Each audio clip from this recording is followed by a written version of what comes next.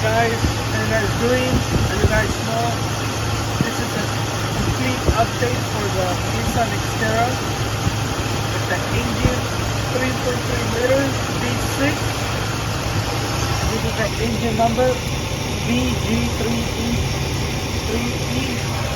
So, alright, you guys know the last video I'll be talking about truck running idling correctly, driving up, changing parts, putting new parts, still like absolutely right. Going around, like I did, where I spent a lot of money buying parts that are out of here. And it turns out there's two metal sensors and a photo pack, which is inside here. I'm gonna open this tab and change. These will be your ignition coil sensor. Now this will be your ignition sensor. And then the other side, which is right above here, with this light rolls and pushes down. Let me look at the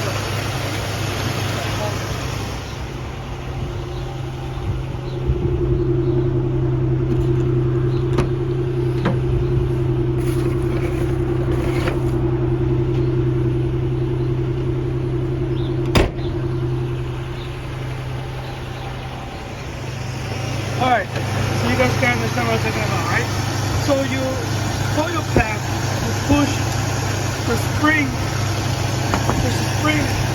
coil pack will push the spring to send the timing vibration all around the 6 point, right? This right here is your ignition sensor. Will ignite the distributor cap and all the stuff. You will make sure it gets all the spark plug and all the stuff that you need to make the car run. And then you have your crankshaft position sensor, which is right about there. Top of that position. I don't know if you guys can see it, but come on there. So yeah, to ever get to the crankshaft position sensor, you have to remove the valve cover, throttle body. All these holes need to be taken out of the engine to get to it. It will take you about 4 hours to do that job. Once you do, you will need to grab an extension socket wrench. And when you see that little bracket right where the oxygen sensor is at, you're gonna have to use I think it's a 10 millimeter for the extension all the way down here after you remove everything out of the way. And then you will lose it, and there's gonna be another person under it holding it. So you could have everything on the place when you put it back in. In the same way when the person up here is taking it out, the person under it will have to stay under it, hold it in place until everything comes out correctly. Once you do that, come around, you're gonna pull the wire. There's a wire right here. I think it's I don't know which one it is. Yeah, this is the connection for the crankshaft position sensor. All you gotta do is pull it from up there, and then you're able to get through real quick. So once you do that, and I know these Nissan Xterras, I finally learned that these Nissan Xterras, the distributor, the whole distributor unit goes out and breaks down completely. So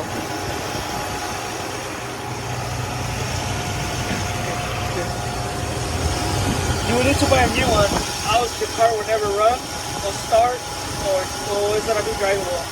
But what I found out too is that when the crankshaft position breaks, also the ignition sensor breaks at the same time. So not only that one that is under the engine breaks, it sends the signal, the faulty signal to this sensor right here. And let me show you. So that is your crankshaft position sensor, the one I'm talking about, the one you have to go under and remove everything out of the way to be able to get to it. This little small piece is controlling the speed of the timing of the distributor cap. That's what I found out. And when this breaks, it sends a signal to the timing where it's telling them that there's not enough speed to continue running the car. So then the ignition sensor, which is right here, right there, breaks. It sends a signal, voltage signal, and it breaks. And it gives you the code 0.3305. That's the code that you're gonna get. And then you're gonna get another code, which I think is 0.3340. I'm not sure, but it's one of those two codes that you get, which is the ignition sensor. This one breaks, right? So it burns out completely. So you will literally have to get this one and then that one together. Because if you only get one, you're still gonna have the same problem. Then you have to recur to buying a new distributor, which will cost you about $300, brand new. And then what I found out as well, in my situation, in my Nissan Xterra situation, was the coil pack actually burned out as well. So this coil pack is, I think, is sending all that stuff, like whatever it is, to the distributor, ignition, power, starting up options, everything. So you guys can see it's burned from here, and then you started having burning issues all over the place. Alright, so you're gonna get these three things if you don't want to buy a new distributor. So this goes right here. That's what I want to tell you guys. Let me show you how. So this one pushes down here. I don't know if you guys can see, but let me. This coil goes right about there, right where the point is at, and it's pushing all the power to the center point, so everything else could spark at the same time. But this is what I found out, that when the crankshaft position sensors, I dropped it, it's down there, let me get it.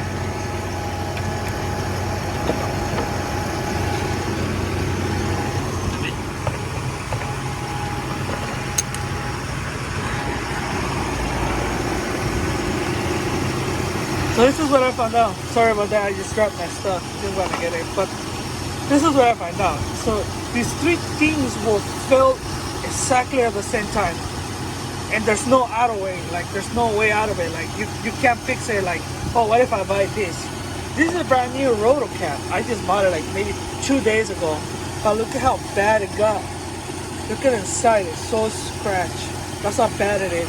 Even the rotor is all broken because this is not timing time, this is not igniting correctly, and that is not sending the right speed sensors to the timing. So you have little different things that are going out at the same time, and this is why it's causing your car to choke, vibrate, idle rough, not drivable at all. If you guys know what I'm talking about, your car barely goes over like 10 miles an hour and it's choking and goes off in the middle of the road. So what I did in my research, see, before I tell my research, let me tell you something. Most of these companies that sell these parts are gonna make you buy a new part, but yeah, they don't want to tell you that you can rebuild your distributor by buying these separates, which you cannot, except for this one. You can find it anywhere, but you cannot find this one, and you cannot buy this one at any other auto parts store. They won't have it at all.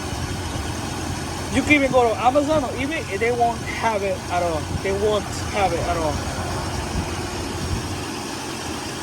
So, in my situation, I had to find a Nissan 2001 Nissan Quest 3.3 liter V6. Compatibility is 95%. So everything for the Nissan engine fits to this car. I tell you why. I don't know if you guys seen the Nissan Quest engine, the 2001. But this part is facing now, and the engine is facing forward, like back over there. And this part is right about here. So this distributor for the Nissan Quest 3.3 liter V6 fits perfectly on this, but you don't need to buy the whole distributor. You would just need to find a distributor that has this running and it has that running. I went yesterday and I was able to find a 2001 Nissan Quest 3.3 liter V6 matching parts into the Nissan Xterra. It was 95%, 95.8 something like that percent. So I was like, all right, so it should work. And I was able to get these, and then I was able to get that. I already bought that, so I already put it in. I bought that AutoZone. You could buy that AutoZone for like $32. And I came home and I changed it, and I could see like my points are burned. Like now that I'm checking it thoroughly, I'm burning, like it seems like it's burning. So all right, so you will have to literally take apart the whole distributor. Take it apart, the whole distributor. Just don't move the cables. You don't need to move the cables. Just remove that screw and the screw behind there, and just put it aside. And there's gonna be like a shield plate under it. So you will have to remove the rotor first, the screw, and then there's another screw inside the center that keeps the rotor rotating. You have to remove that as well. And there's just a shield plate in there that you need to remove that. You remove the shield plate, and there's like these 3 wires right here that go inside the car, right? So you will have to remove those 3 plugs to be able to get to the coil, and to be able to get to the ignition sensor. Once you get that out of the way, you put the coil first. It's gonna be on this side right here, and then you're gonna have to put these, which it connects right about there. That's where it connects your ignition sensor. So you have to put it right about there. And once you put it there, do not start or crank it right away. Leave your car on in battery mode, like if you only gotta turn the battery for 10 minutes. So that way the computer could reprogram these parts that are different from this car, but they're 95.8% match. So you should be able to get it started like I did on mine. As you guys can see, mine is running, and I didn't even buy a new distributor. I didn't buy nothing. I just rebuilt my distributor. That's all what I did, and it worked perfectly.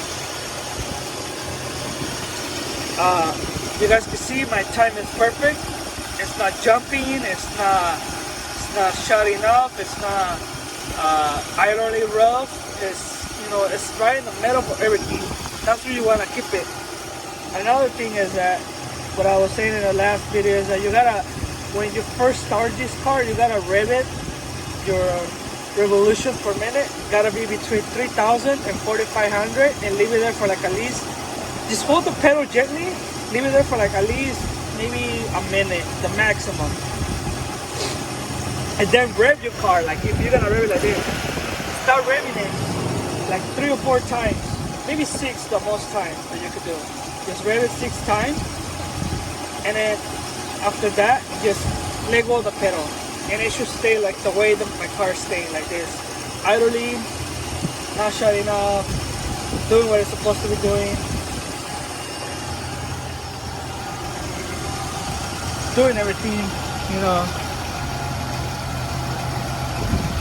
I have a little bit vibration because my car has been down for 4 days, so I think that's what I have. My car broke down on Tuesday, so I barely got it running on yesterday, Saturday. So you guys can see I was down for 4 days. But the only reason I was down for 4 days is because I didn't knew. See what I'm saying? I didn't knew what was wrong with my car. I keep buying all this stuff. I bought the new filter, the new oil, the new fuel filter. The new fuel pump.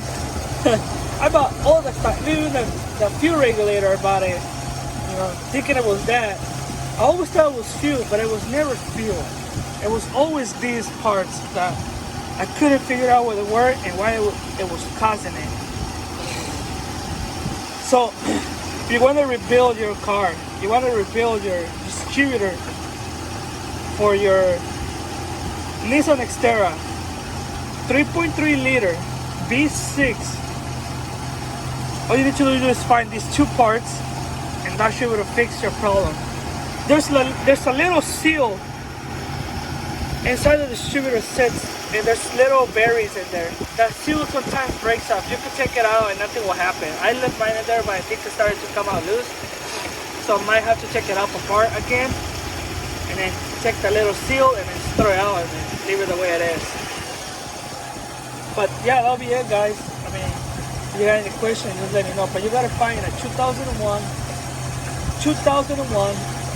Nissan Quest 3.3 liter V6, matching parts at 95.8, which is good. Hopefully this video helps you, and hopefully it works for you like it did on me. I rebuilt my distributor. Yeah. All right, guys. Thank you.